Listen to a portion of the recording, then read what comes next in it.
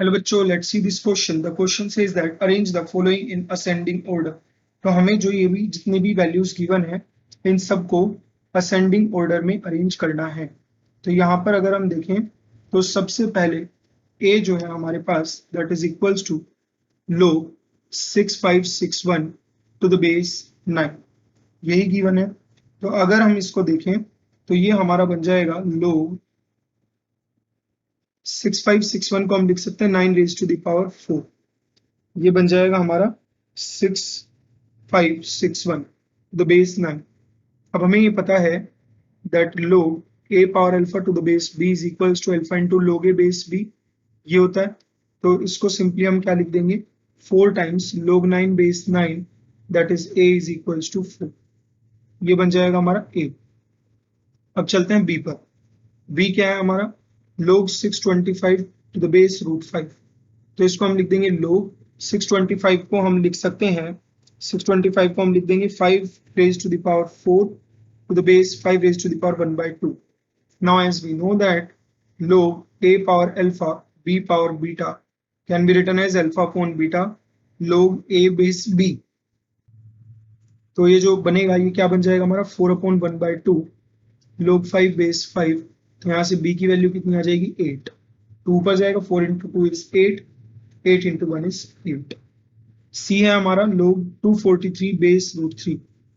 c क्या है हमारा log 243 base root 3 is equals to log 243 को हम क्या लिख सकते हैं that is 3 raise to the power 5 और ये बेस में 3 raise to the power 1 by 2।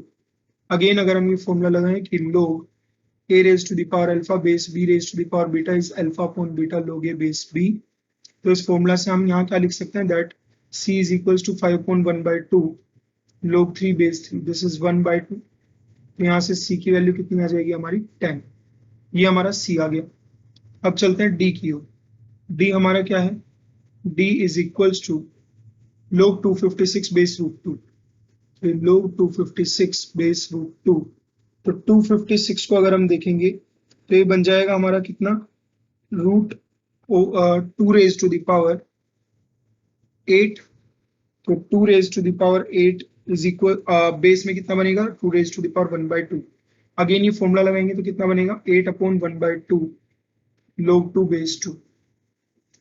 तो यहाँ से d कितना आ जाएगा हमारा this is log 2 base 2। 8 times 2 is 16, ये बन जाएगा। अब क्लियरली हम देख सकते हैं कि d is greater than c is greater than b is greater than a।